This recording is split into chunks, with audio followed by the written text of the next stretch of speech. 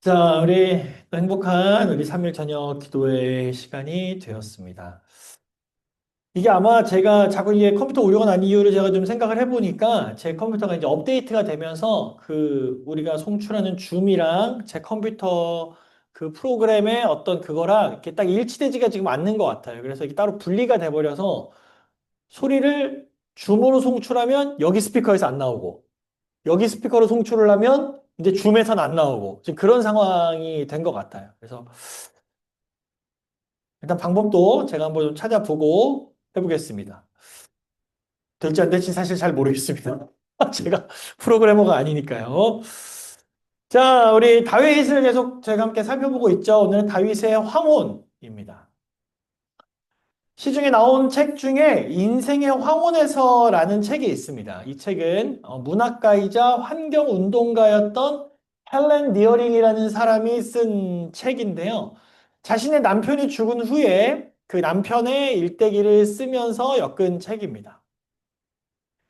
근데 그 책을 보면 이제 뭐 슈바이처나 위고 혹은 뭐 톨스토이 이렇게 유명한 어떤 유명한 사람들의 인생을 깊이 있게 생각해보고 또 깊이 있는 시선으로 바라보면서 인생의 황혼기에 대한 어떤 주제를 다룬 내용들이 많이 담겨 있는 책이라고 합니다. 그 중에 이런 구절이 있더라고요. 노인의 얼굴에 가득한 주름은 추한 것이 아니라 충만하게 살아왔음을 말해주는 아름다운 것이다.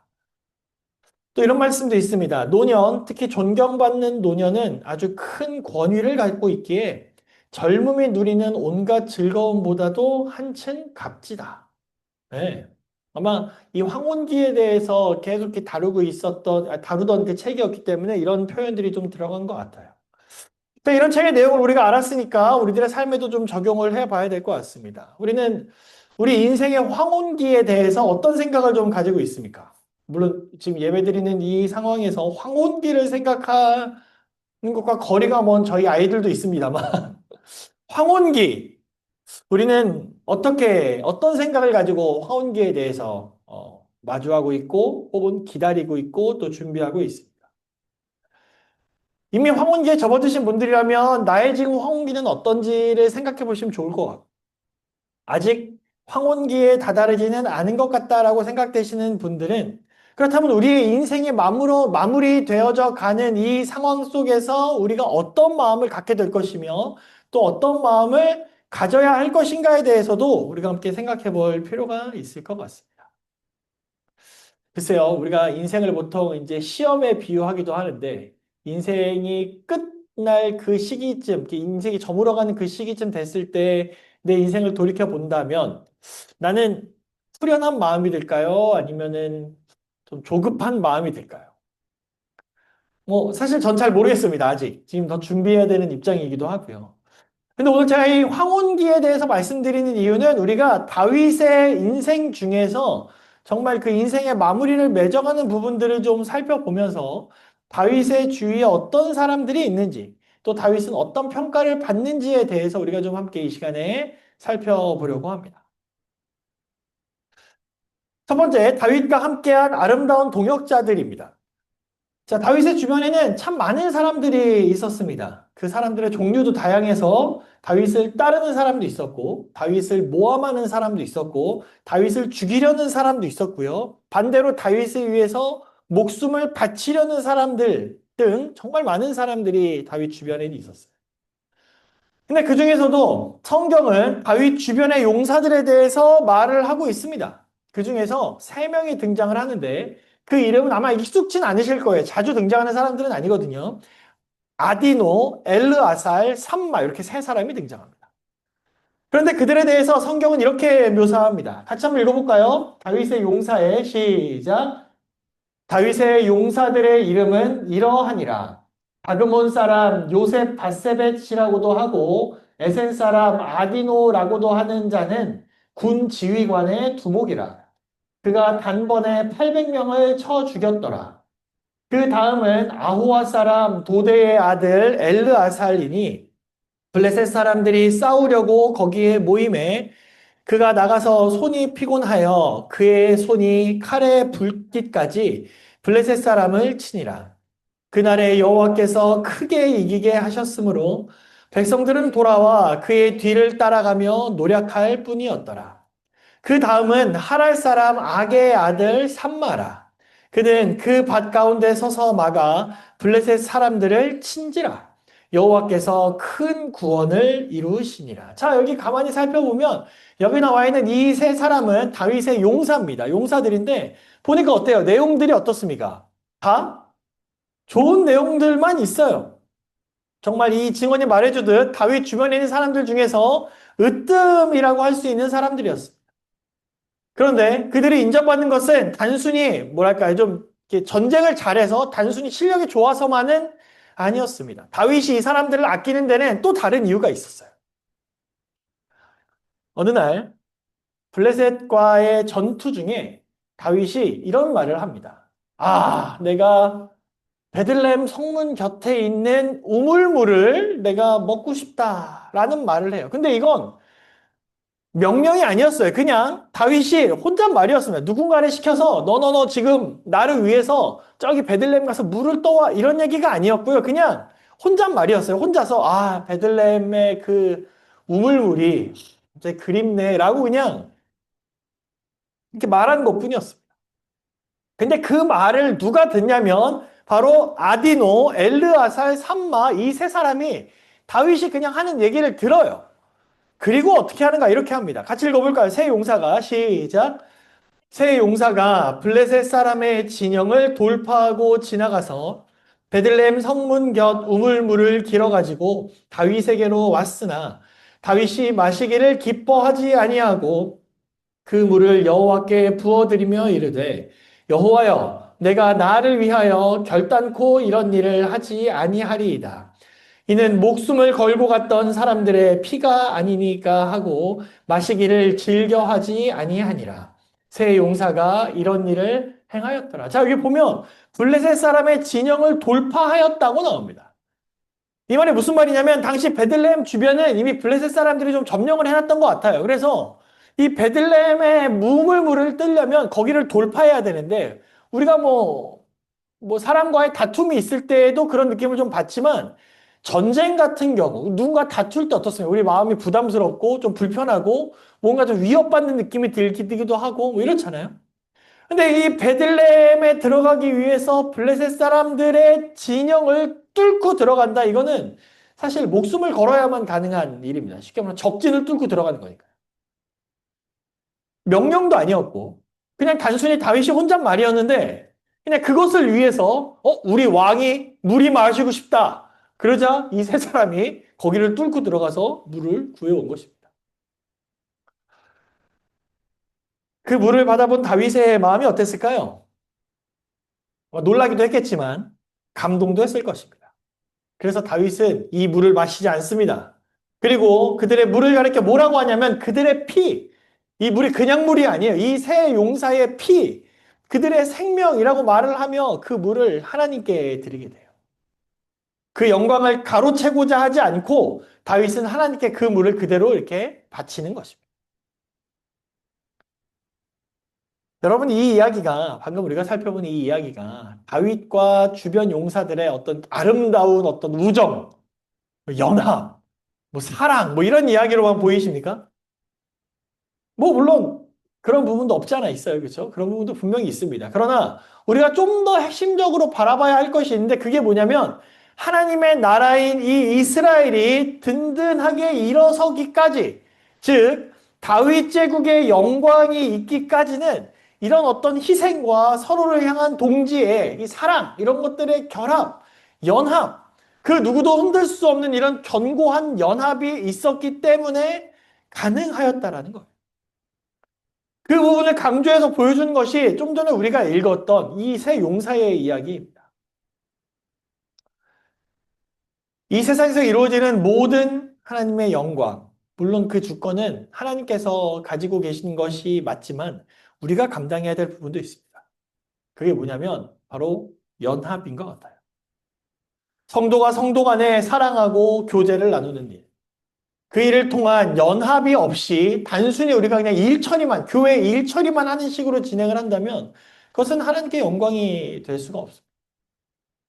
우리가 이곳에 있는 것은 교회가 사역을 감당하고 하나님의 영광을 투영하는 곳이 되기 위해서 존재하는 것인데 그러기 위해서는 우리끼리 투닥투닥해서는 안 된다라는 거예요. 여기 하늘에 속한 사람이라는 책이 있는데요. 그 책에는 이런 내용이 나옵니다. 중국 정부의 중국 내 교회와 신도들에 대한 박해는 1949년 이후 다양하고 지속적인 방법으로 자행되었다.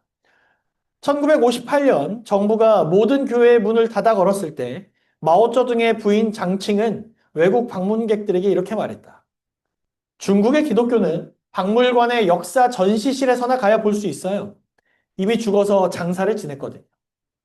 1970년대 중국을 방문한 미국의 기독교 대표단 역시 중국에는 단 한 명의 그리스도인도 남아있지 않다고 보고했다.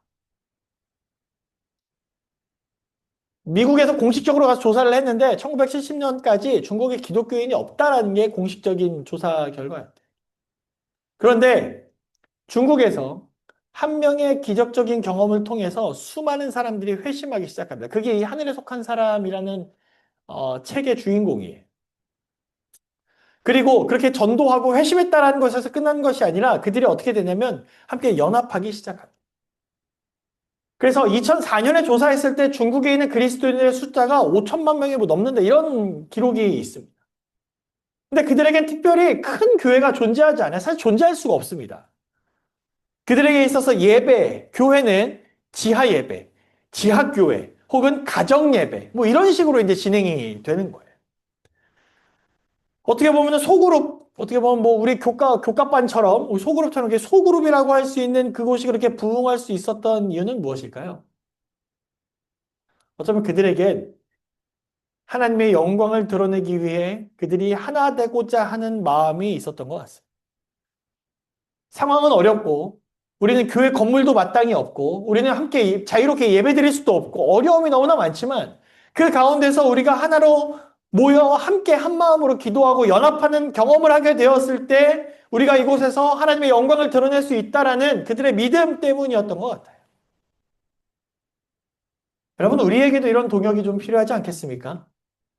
지금 저희가 우리 교회가 지금 재개발 상황에서 교회를 어떻게 해야 될 것인가 함께 기도해 주시고 있고 또 함께 기도하며 또 준비하고 찾아보고 뭐 이런 상황이 있는데 오늘 문득 그런 생각이 들더라고요. 만약에 우리가 더 저렴한 가격에 더 좋은 건물로 들어간다면 어떨까요? 지금보다 더 좋은 건물을 더 저렴한 가격으로. 너무 좋겠죠? 아니, 뭘 이걸 생각하고 자식할 게 어디 있습니까? 당연히 너무 좋은 거죠. 당연히 좋은 겁니다. 그러나 그렇게 큰 곳으로 갔다 하더라도 그 안에서 생활하고 있는 우리가, 그 안에서 함께 모이고 있는 우리가 하나 되고자 하는 마음이 없다면 의미가 없는 거예요. 내일 직원 선출이 이제 진행이 되는데 사실 그 자리에 누가 가느냐보다 중요한 것은 그 자리에 누군가를 세웠고 내가 그들과 함께 하나 되어 일하고자 하겠다는 그 연합의 마음이 없으면 그 자리에 누가 들어간들 무슨 소용이 있겠습니까? 사랑하는 성도 여러분, 우리가 이 김포교회에서 여러 가지 아주 중요한 사업들, 중요한 어떤 과제들을 앞두고 있는 이 시점에 우리가 다시 한번 생각해야 되는 것은 이 교회가 인원의 많고 적음을 떠나 정말 우리가 하나 되는 그런 연합을 위해서 함께 기도해 주시는 우리 모두가 되시길 간절히 바랍니다. 그게 우리들에게 정말 필요한 문제이지 않을까요? 서로 간의 어떤 다름과 서로 간의 차이가 아닌 우리가 이곳에서 한 마음으로 기도할 수 있는 교회, 한 마음으로 함께 사역할 수 있는, 그래서 하나님의 영광을 사람들에게 드러낼 수 있는 그런 교회가 되도록 함께 꿈꿔주시고 기도해 주신 우리 모두가 되시길 간절히 바랍니다. 두 번째, 다윗이 여러분 살면서 정말 원했던 것은 무엇일까요? 아마 하나님의 성전을 건축하는 일이었을 것입니다. 왜냐하면 다윗이 하나님을 너무 사랑했기 때문이에요. 그래서 다윗은 정말 성전을 건축하기 위해서 본인이 할 수 있는 정말 성전을 건축하는 데 필요한 모든 것들을 준비하는 데 심혈을 기울이기 시작합니다. 그래서 역대상 28장부터 29장에 보면 그 장면들이 나오는데요. 가장 결정적인 이유로 다윗은 성전 건축을 하지 못하게 됩니다. 그 이유는 하나님의 명령이에요. 같이 한번 읽어볼까요? 하나님이 내게 이르시되, 시작. 하나님이 내게 이르시되, 너는 전쟁을 많이 한 사람이라 피를 많이 흘렸으니 내 이름을 위하여 성전을 건축하지 못하리라 하셨느니라. 아, 근데 가만히 보면 좀 억울해 보이는 명령이에요. 다윗이 싸운 것은 누구의 명령 때문입니까? 하나님께서 저 블레셋 사람을 물리쳐라 해서 나가서 블레셋 사람들 물리치고 전쟁하고 이기고 그들도 죽이기도 하고. 그런데 그렇게 열심히 하나님의 편에서 싸우고 나라를 지켜온 다윗에게 내려진 하나님의 말씀은 너 손에 피가 너무 많이 묻었다.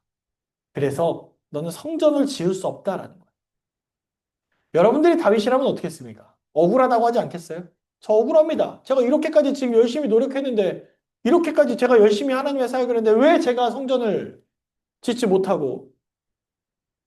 근데 다윗은 참 이런 부분에서 다윗의 어떤 그 정말 하나님에 대한 마음의 진심이었음을 확인할 수 있는 모습이 뭐냐면 다윗은 그렇게 항의하지 않았다라는 거예요. 하나님께 불평하거나 원망하지 않았습니다. 그저 하나님의 명령에 순종하고 하나님을 따를 뿐이었어요.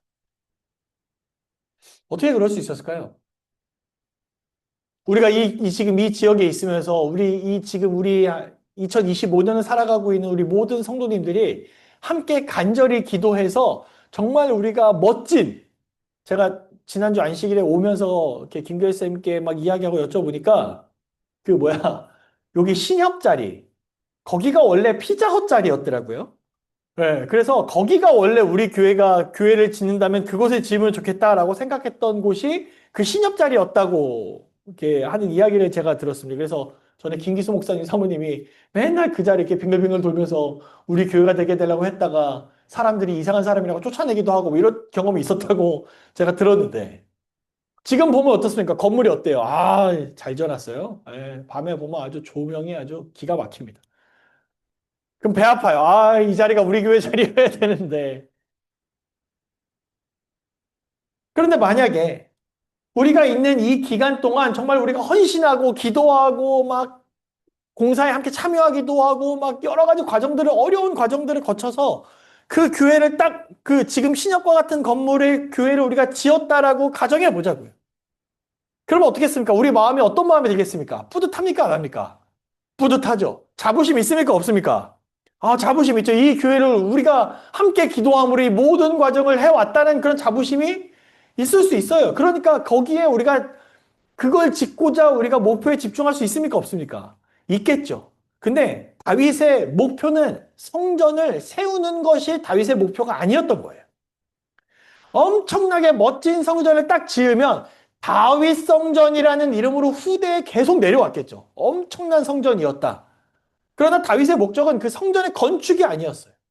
그저 그 성전의 건축을 내가 하는 것이 중요한 게 아니라 그저 이 땅에 하나님의 성전이 세워진다라는 그 사실 자체가 더 중요하게 다윗은 생각했던 것입니다. 여러분, 현대 수많은 교회들이 세상에 미치는 많은 가마들이 있지만 그에 반해서 좋지 않은 가마를 미치는 경우도 있어요. 그게 뭐냐면 교회주의라고 합니다. 교회주의. 이게 뭘까요? 우리 교회 아니면 안 된다는. 우리 교회 아니면. 우리 교회가 하지 않으면 안 돼. 우리가 아니면 할 수 없다. 심지어 다른 사람이 할 수 있다 하더라도 우리가 해야 된다. 내 교회, 우리 교회. 이게 너무 강조되다 보니까 주변에 영향을 미치기 시작한다는 거예요. 제가 예전에 전도회를만 이렇게 다니고 있을 때 제가 만난 구도자는 아니고 저와 함께 전도회를 갔던 어떤 형님이 만난 구도자인데 그분이 이제 이런 대화를 하다가 그 구도자분이 이런 얘기를 하더라는 거예요. 아, 먼저 그 교회에 이렇게 보니까 어떤 그 대형 교회에 이렇게 그 뭐라 그래야 돼? 이렇게 교회라 그러죠. 교회가 그 상가, 그분이 운영하시는 사업체 안에 이렇게 있는 거예요. 그래서, 아, 그 교회 다니세요? 라고 이렇게 물어봤더니 그 구도자가 이렇게 대답하더라고요. 아니요. 그런데 어느 날 어떤 분들이 오시더니 교회 다니라고 막 자기한테 이야기를 하더래요. 그러다가 자기가 저는 다른 교회 다닙니다. 라고 이야기를 했더니 그분들이 아, 우리 교회 안 다니면 여기서 장사하기 힘들 텐데. 라고 이야기했다라는 거예요. 그러니까 뭐 협박으로 하는 게 아니라 그냥 정말 그 주변에 그런 교인들이 너무 많다 보니까, 예, 그렇게 이야기를 하는 거예요. 그리고 근데 뭐라 그러냐면, 거기도 거기지만, 일단 우리 교회 다닌다고 말하고 이거 붙여라. 예, 우리 교회라고 하고 붙여라. 그래서 붙여놨다는 거예요. 사무실에. 모든 교인들이 다 그런 말을 한다는 것은 아니지만. 그리고 내가 소속된 우리 교회, 내 교회를 중요하게 생각하고 내 교회를 우선시 생각하는 건 당연하죠. 그러나 초점을 우리가 잘못 맞추고 있지는 않냐는 것입니다. 교회 중요하죠. 그러나 교회에 너무 집중해서 교회 주의에 빠지게 되면 잘못된 것임을 우리는 생각을 해야 돼요. 우리에게 중요한 것은 교회가 아니라 교회를 통해 하나님의 이름을 높이는 것이에요. 아까 잠깐 말씀드렸지만 많은 사람들이 솔로몬 성전에 대한 이야기 많이 합니다. 솔로몬이 지었기 때문에 솔로몬 성전에 대한 말은 많이 하지만 다윗 성전이라고 말을 하지는 않습니다. 그러나 다윗에게는 그 성전에 다윗의 이름이 붙느냐 혹은 다른 사람의 이름이 붙느냐가 중요한 게 아니었어요. 오히려 모든 준비는 다윗이 다 했거든요. 재료 사다 놓고 막 준비하고 정말 많은 준비를 다윗이 다 했다고 봐도 과언이 아닙니다. 왜요? 그 성전을 내가 지어서 내 이름을 거기다 새기겠다가 아니라 그냥 하나님의 이름이 이 과정을 통해서 높여지는 것에 관심이 있었던 거예요. 그 마음을 어디서 알 수 있는가? 다윗의 기도를 보면 알 수 있습니다. 같이 한번 읽어보겠습니다. 우리 하나님이여, 시작. 우리 하나님이여, 이제 우리가 주께 감사하오며 주의 영화로운 이름을 찬양하나이다. 나와 내 백성이 무엇이기에 이처럼 즐거운 마음으로 드릴 힘이 있었나이까? 모든 것이 주께로 말미암아 싸우니 우리가 주의 손에서 받은 것으로 주께 드렸을 뿐이니이다. 여러분, 다윗의 이 기도는 정말 진심 어린 기도예요. 자신이 소유한 모든 것들이 하나님께로부터 왔다라는 것을 인정하며 드리는 진심이 담겨 있는 기도입니다. 그래서 비록 하나님께서 다윗 자신으로 하여금 성전을 짓지 말라고 말씀하셔서 내 이름으로 성전이 올라간 것은 아니지만 그는 하나님의 사랑하는 일념으로 살아왔고 그래서 그것이 별로 그렇게 중요하지 않았다라는 거예요. 우리도 이런 마음이 필요합니다. 나의 영광보다는 하나님의 영광. 내 사역의 결과보다는 하나님의 사역의 결과가 더 중요하게 여겨지는 그런 마음. 바로 우리들이 가져야 할 마음이 아닐까 하는 생각을 다시 한번 해보게 됩니다. 한 명의 영혼을 구원하는 과정에서도 나의 능력을 드러내는 것이 아니라 하나님의 사랑이 드러나는 그러한 사람이 되길 정말 원합니다. 다윗은 진짜 그런 사람이었던 것 같아요. 여러분, 자신과 가장 가까운 사람에게 좋은 평가를 받는 것 쉬울까요? 어려울까요? 어려워요, 어려워요. 제가 나중에 한번 다룰 일이 있겠습니다만 제가 이 전에 교회에 있을 때 설교 주제를 고린도전서에 있는 사랑을 주제로 잡은 적이 있었거든요. 근데 그 설교를 누가 들어요? 제가 설교를 할 때 누가 사랑에 대한 설교를 누가 듣습니까? 제 집사람이 듣고 저희 애들이 듣는 거예요. 제가 앞에 고린도서 사랑은 언제나 이래서 막 하려고 하는데 그래서 그때 저희 아이들이 기억할지 모르겠지만 그때 사과하고 설교한 적도 있어요. 제가 이게 잘 못하네요. 그러면서 설교한 적도 있었습니다. 가족에게 좋은 평가받는 건 사실 쉽지 않거든요. 그러면 다윗은 솔로몬에게 어떤 평가를 받았을까요? 여러분, 다윗이 자식 농사 다 잘 지은 거 아닙니다.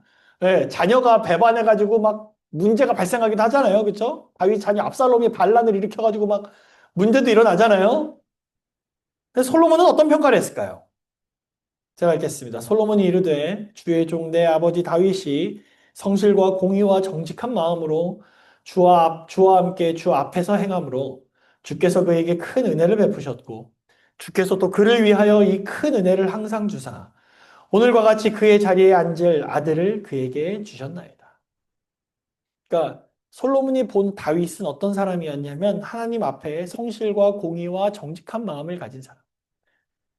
그랬던 그가 자신 스스로의 영광보다는 하나님의 영광.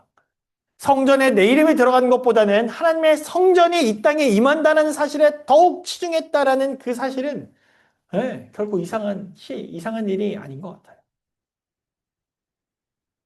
사랑하는 기쁘게 성도 여러분, 우리 이 시간 다른 것 다 제쳐두고라도 우리가 이 시간만큼은 하나님의 영광에 더욱 집중하고 하나님의 영광을 드러내는 것에 더욱더 전념하는 그걸 위해 기도하는 우리 모두가 되시길 간절히 바랍니다.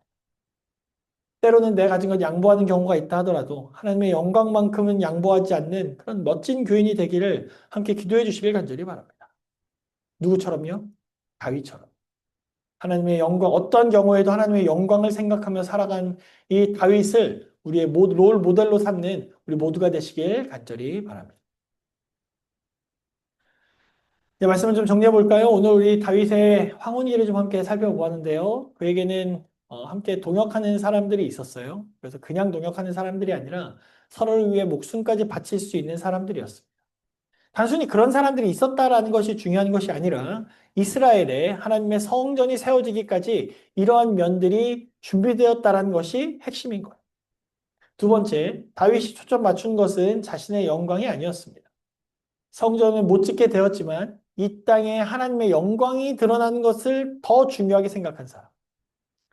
바로 그 사람이 다윗이었다라는 것을 저희가 이 시간에 함께 살펴보았습니다. 한 장님과 절름발이 한 사람이 아주 험한 길에 동시에 도착하게 됩니다. 그때 장님이 절름발이에게 자기를 좀 도와달라고 부탁했습니다. 그러자 절름발이가 이야기합니다. 내가 어찌 당신을 도와줄 수 있습니까? 내 다리 끌고 가기도 힘든 지경인데. 그러면서 절름발이는 이런 제안을 합니다. 만일 당신이 나를 업고 간다면 난 당신에게 장애물을 일러줄 수 있어. 그러면 내 눈이 당신의 눈이 되고 당신의 발이 내 발이 되는 거요. 그러자 장님이 그거 좋은 생각이요. 서로 도와야겠구려. 그러면서 장님은 절름발이를 등에 업게 됩니다. 그리하여 둘은 그 험한 길을 아주 안전하고 평안하게 통과할 수 있었다라고 해요. 한 가지 이야기를 더 들려드리겠습니다. 어떤 시골교회 목사가 교인 중 한 사람이 저는 다음 주부터 교회 예배에 참여하지 않겠다고 말했다라는 이야기를 듣게 됩니다. 낙심한 그 교인이 내세우고 있는 것은 꼭 교회가 아니더라도 들판의 자연 환경 속에서도 이 교회 예배당만큼이나 수월하게 하나님과 교통하고 소통할 수 있다라는 거예요. 어느 겨울 저녁에 목사님은 그 고집센 교인의 집을 이렇게 방문을 하게 됩니다. 두 사람은 벽난로 앞에 앉아서 이렇게 많은 대화를 나눠요. 교회 출석 문제를 그러나 이제 거기서 교회 출석에 대한 문제만큼은 애둘러서 조금 피하고 있었어요. 한참 시간이 지난 뒤에 이 목사님이 이 벽난로 옆에 있던 그 부직갱이라고 그러죠? 부직갱이? 맞죠? 부직갱이로 그 안에 불 속에서 반쯤 타고 있는 석탄 거리를 이렇게 수술 하나 이렇게 꺼냅니다. 그리고 그거를 난로 밖에다가 이렇게 내려. 그런데 이제 그 석탄 덩어리가 어떻게 되겠습니까? 불 밖으로 나왔으니까 어떻게 되겠어요? 점점 식어지겠죠. 그래서 이내 꺼져버리고 이게 회색빛 덩어리가 되어버렸어요. 그러나 벽난로 속에 있는 석탄 덩어리들은 어떻습니까? 여전히 활활 타고 있겠죠. 그걸 가만히 바라본 교인이 그렇게 이야기합니다. 목사님, 이번 주부터 예배 참여하겠습니다. 무슨 얘기예요? 같이 있을 때 더 뜨거워질 수 있는데 따로 나오면 식을 수도 있다는 얘기거든. 여러분, 어쩌면 우리는 다 우리의 몸과 우리의 마음이 다 아프고 불편한 사람들인지도 모르겠습니다. 세상에서 상처받고 그 상처를 어떻게 치유해야 될지 몰라서 가시를 바짝바짝 세우고 있는 사람들인지도 모르겠어요. 그러나 그런 우리들이 연합하여 한 마음이 된다면 그것은 어쩌면 참으로 아름다운 일이요. 놀라운 일을 이뤄낼 수 있는 아주 큰 계기가 될 것이라고 생각합니다. 간절히 바라기는 그 연합이 우리 김포교회에서 일어나길 바랍니다. 밖에서 혼자 고군분투하는 것이 아니라 하나님의 영광이라는 이 뜨거운 난로 속에서 함께 활활 타오르는 그러한 석탄 덩어리가 되길 간절히 소망합니다. 그 영광과 사랑을 우리가 함께 경험할 때 우리는 더욱 사랑 넘치는 성도가 되어 주변인들에게 하나님의 사랑과 영광을 드러내는 그런 멋진 교인이 될 줄로 믿습니다. 오늘 이번 한 주를 어떻게 보내시겠습니까? 있는 자리에서 더욱더 하나님을 사모하고 하나님의 영광을 위해 기도하고 하루하루를 보내시는 우리 김포교회 모든 성도님들과 제가 되길 바라면서 말씀을 마치겠습니다.